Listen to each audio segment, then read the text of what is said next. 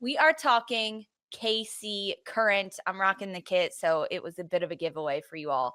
Kansas City Current, they finished in fourth place at the end of the 2024 season, 55 points, 16 dubs, 7 draws, and only 3 losses.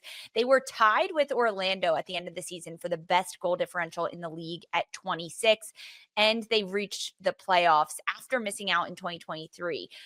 One of their biggest acquisitions in the 2024 offseason was signing Claire Hutton, the young teenager, to a three-year deal under the U18 entry mechanism. So she is continuing to play with KC.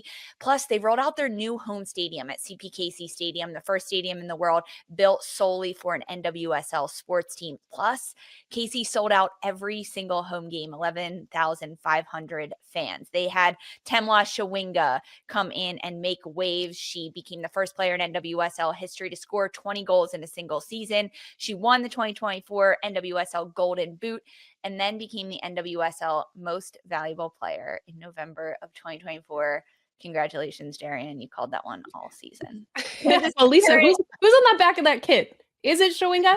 I'm wearing Chawinga today. Yeah. I'm wearing Come on. Chawinga. Yeah. Come on. I know. Girl.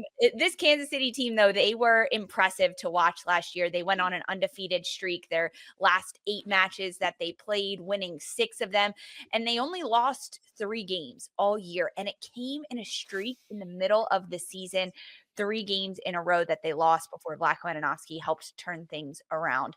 Postseason, they made it to the quarterfinals where they defeated North Carolina Courage 1-0, and then they lost to Orlando 3-2 in the semis, who Orlando ultimately went on to win it. So far, this offseason, they've picked up Brazilian goalkeeper Lorena. They've also signed midfielder Rocky Rodriguez from Angel City and goalkeeper Laurel Ivory. They signed 3 players from college, Claire Gagne, Mary Long, and Katie Scott, to bolster up this lineup. But when you think about, Sandra, Kansas City in 2024, there wasn't that much they needed to improve upon. If you could nitpick Vlatko Andonovski, what needs to get better for Kansas City in 2025? I think they want to get a better start defensively, maybe than they did in 2024. I think when we go through all of the teams, as we have been on this show in terms of the preseason previews, we kind of break things down into the tale of 2 halves. And every team really kind of has some threads of that a little bit. But I think for Kansas City Current, it's specifically within their defensive shape going into the start of 2024. They bled a lot of goals with the lineup that they had back there, whether it was Eddie French in goal or losing Gabrielle Robinson to a season-ending injury after she was having such a really, really good season on the back line. It looks like they were gelling with her and Elizabeth Ball. So how is that going to look in 2025? Because there's a little bit of that shakeup again. They tried to address that a little bit mid-season in 2024 and getting Schultz to kind of shore up things and shake things up at the goalkeeping position. And then they really went on this incredible defensive run to kind of close out their second half of the season. So how does that look over the course of a full year in 2025, while they've made some more adjustments in these positions? I mean, when we're looking at the goalkeeper union here for Kansas City Current going into 2025, Schultz and French are not listed on this preseason roster. They went out and they made acquisitions. They got Lorena, the Brazilian goalkeeper, Laurel Ivory, as you mentioned. Claire Gagne is on there. Evan Osteen is on there as a U18 player. So there's a number of things here that I'm looking at defensively still for Kansas City going into 2025. Who's gonna get that starting goalkeeper position is number 1. Who's it going to go to? Who's going to earn that out of preseason? And number 2, how is that going to affect the back line and how are they going to gel to open up the season? I like that, Sandra. I agree. I actually had a note on this and I'm like, I mean, does Kansas City really need to improve on anything? Okay. Maybe besides, yes, adding depth in their back line because, yes, they bled out goals a lot of the time. I mean, remember that season opener against Portland? That was absolute insanity and became a theme for the first half of the season. Yeah, they're going to outscore you, but you're going to score on Kansas City. That shouldn't be the narrative for Kansas City this year. I think they have a lot of depth. Vlatko's a very defensive coach. Every time he talked to the press, it was, yes, but we need to work on set pieces. That's how teams really capitalized on them. And I think that's something so fixable. But other than that, maybe expanding the stadium, getting some more seats since you sold out every single game, bringing in even more fans to come into that gorgeous place where the players get to play.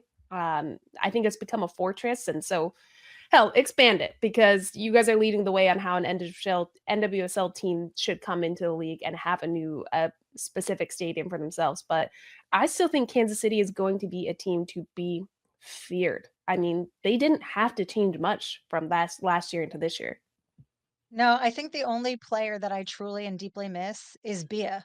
Um, just goal scoring, goal creation, the link up that she had. And yes, they don't have a shortage of possible goal scorers or actual goal scorers on that side, but there was still a decline once Bia got injured, in contrast to her productivity while she was active. And also, I just really like the style of play. She is great. Michelle Cooper getting calls up with the U.S. Women's National Team, making a big impact in the She Believes Cup that's happening right now in the international window. I am so excited to see her development, playing alongside Temwa Chawinga with Dabinia, with DiBernardo underneath of her. This is a player that I want to take the next steps in her career. Plus Claire Hutton getting some international time. It's a really good group that Kansas City has put together. I would say defensively, that is the biggest question mark for them, solely because of their goalkeeping. Who is going to be the starter? Who's going to dominate? Laurel Ivory got time and she's played time in the NWSL. I think it might be a bit of an adjustment for Lorena to, get up to speed with how Kansas City and the NWSL want to play.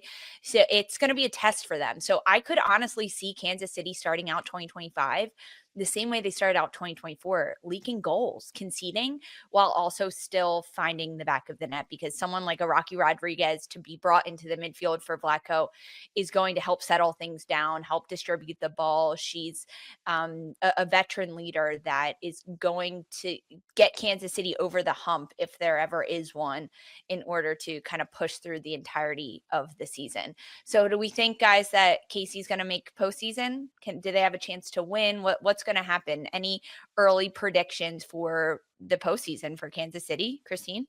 We will see them in the final again. In the Period. final. In the Yes. final. Yes. I'm Wow. jumping way ahead in time. I'm grabbing my crystal ball. I shined it up. So they're gonna get past the semis for you. Yes. Yeah. All right.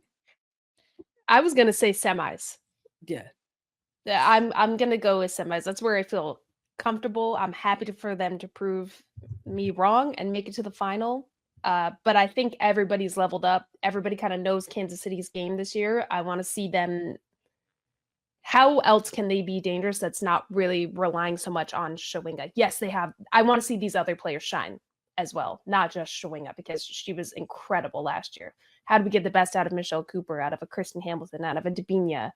I mean, they're absolutely stacked. So I see think, it semifinal, but everyone all else is things leveling up too. considered, when you Yeah. look at the fact that like Ellie Wheeler as a rookie, Claire Hutton as a rookie, were starting and playing like almost full 90 from jump, and now knowing that they have their bearings about them coming into this season, I think that that's a hell of a leap I- from like your rookie year to getting all those minutes. My I- only it is. concern would be depth.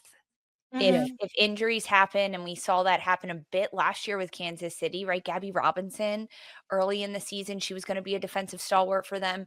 I don't wish that upon anyone, but I want there to be options for Kansas City. And that's if there's a lot of injuries happening, that's where they could run into trouble. That's the only Yeah. thing I see. Where's it? I think the goalkeeping position, the defensive shape, look, depth, I think are going to be similar challenges that they find themselves dealing with in 2025. But I think in 2024, they figured it out and they had an incredible season. And I'm sorry, we are absolutely not going to count out any team that has Temwa Chawinga on their roster. They are Mhm. absolutely going to go return to the playoffs and make a deep run 100%.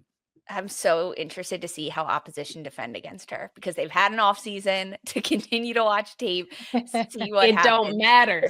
Come on, It they've had does all season not to watch tape. matter. Yeah, you Oh, had what, gosh. 25 games last year to watch Yeah. tape, and she was still she scored on every single team. Like I know. Impressive. You More could have been records on broken for could have Temwa. been on field holding your iPhone, scrolling through her tape while you were trying to dig up, and she's still smoking it.